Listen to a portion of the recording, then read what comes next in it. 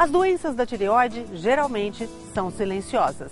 Nem sempre a tireoide fica aumentada de tamanho e dá para se ver. Normalmente, o aumento do tamanho da tireoide revela a alimentação deficiente em iodo, que provoca uma das doenças mais comuns da tireoide, o bócio, que é popularmente conhecido como papo. O bócio é o aumento da glândula tireoide, perceptível visualmente por inchaço na região do pescoço. Essa inflamação, nos estágios mais graves, pode causar falta de ar, tosse, rouquidão, dificuldade para engolir. Desde que o iodo foi adicionado ao sal de cozinha na metade do século passado, os casos de bócio tornaram-se raros. O hipotireoidismo, que é quando a tireoide funciona menos do que deveria funcionar, ou o hipertireoidismo, que é quando a tireoide produz os hormônios tireoidianos em excesso. As duas situações podem ser danosas para os ovários.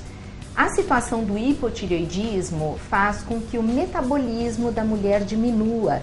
Então a mulher vai ter uma tendência a ganho de peso, vai ter sintomas como sonolência, pode ter queda de cabelo, unhas fracas. E na parte menstrual pode ter alterações também no que diz respeito à ovulação e à menstruação. Despenca, essa é a palavra certa, a pessoa despenca, mesmo porque não tem o colágeno necessário. O cabelo também pode ficar mais fraco, prematuramente sem viço, sem brilho, seco. As unhas ficam quebradiças, a pele torna-se muito seca, além de ter uma dificuldade enorme para ter as funções normais intestinais. No caso da mulher em especial, esse mau funcionamento da tireoide pode ser causa de infertilidade.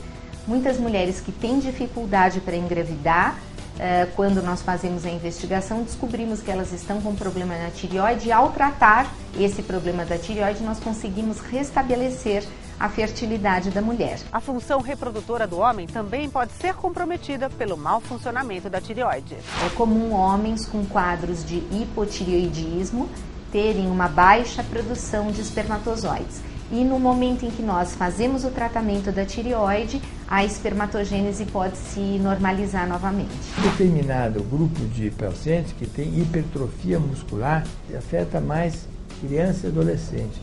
Então, o músculo torna-se inchado por causa do excesso de água dentro dele. E existe uma alteração também das unidades que constituem o músculo. O hipertireoidismo é uma doença mais grave, porém mais rara. O hipotireoidismo é cerca de 10 vezes mais frequente que o hipertireoidismo. A tireoide trabalha mais, um batimento cardíaco extremamente rápido, tremor de mãos, um calor excessivo, um apetite voraz, mas não ganha peso, dores musculares, câimbras é muito comum, propensão para a pessoa ter algo que se chama falta de cálcio no osso, que é chamado de osteoporose. E a pessoa pode ter, então, os olhos meio saltados, assim, para fora, um pouco para fora das órbitas e com inflamação das pálpebras. A glândula da tireoide, se comprometida pelo hiper ou pelo hipotireoidismo, pode acarretar complicações cardíacas mais ou menos graves, dependendo da intensidade destas complicações e do tempo transcorrido entre o início delas e o momento em que o paciente é atendido. No hipotireoidismo, nós podemos ter alterações do ritmo cardíaco que tendem à redução da frequência cardíaca. No hipertireoidismo, que é aquela situação em que a glândula, por alguma razão, tem um hiperfuncionamento, da mesma forma, o coração pode ficar exposto a um aumento de trabalho, a uma elevação da frequência cardíaca, a presença de arritmias que, mais grave ainda do que no hipotireoidismo, podem expor o indivíduo ao risco de morte. Precisa ser prontamente tratado com medicamentos que fazem o ritmo cardíaco baixar. Tem que dar um medicamento que bloqueia a tireoide de fabricar hormônio. Em vez de dar sal iodado, dá sal sem iodo, que vende nas farmácias, né? Todos os casos que nós temos pacientes com alguma complicação cardíaca instalada por conta do distúrbio da função tireoidiana, a doença da tireoide já tem um caminho longo andado, e isso significa que nós estamos apenas vendo uma das consequências, por vezes uma das mais graves, que é sobre o sistema cardiovascular. As pessoas com disfunção tireoidiana ou hipotireoidismo passam a ter manifestações clínicas intensas de cansaço, de indisposição e até de depressão. E altera, entre outras coisas, inclusive as funções sexuais. Os exames para diagnóstico das doenças da tireoide não são complexos. A gente tem que olhar a mão da pessoa. Muitas vezes, quando a pessoa tem falta de função da tireoide, a mão tem um aspecto um pouco amarelado. Eu tenho que olhar a pele, eu tenho que ver os cabelos, eu tenho que olhar as unhas, eu tenho que ver como é que está tudo isso, para ter uma noção de como é que está a função. Tem que examinar aquela região cervical, fazer a paciente engolir. Uma vez feito isso, passamos à fase do ultrassonografia, que é muito importante. O médico consegue ver aquilo que com os seus dedos não consegue palpar. Normalmente, esses exames verificam a presença de nódulos na tireoide. A tireoide forma nódulo porque as células da tireoide podem nascer defeituosas. E essa célula que nasce defeituosa, geralmente é destruída pelo sistema imunitário.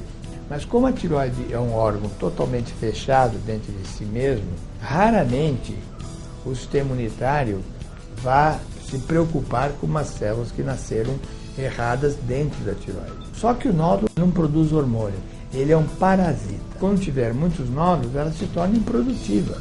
Ela não tem bastante material produtivo para fazer o hormônio necessário para aquela pessoa.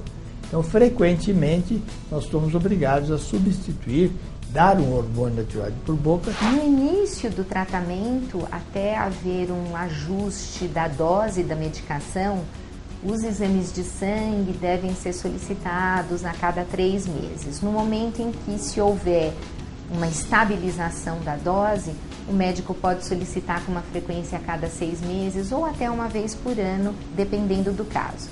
No caso do ultrassom, também depende dos achados.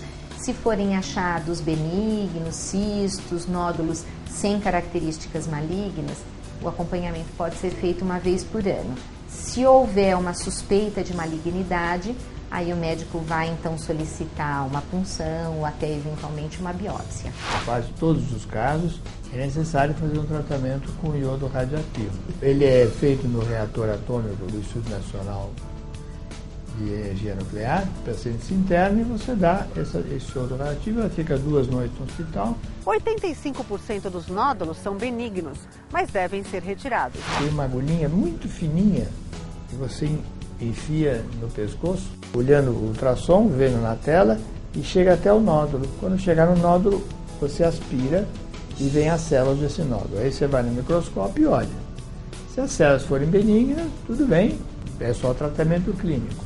Se elas forem do tipo malignas, você manda o paciente fazer uma cirurgia, cerca de 3 a 4 semanas após a cirurgia. Que a pessoa toma uma dose de iodo radioativo para matar todas as células de tireoide, boas e más, que restaram no pescoço e outros lugares. Aí você tem uma chance de cura de 95%, que é muito alto.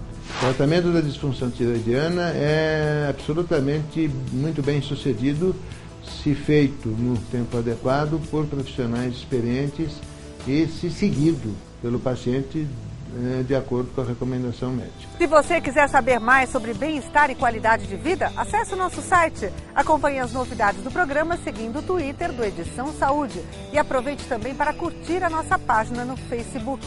Até mais, tchau!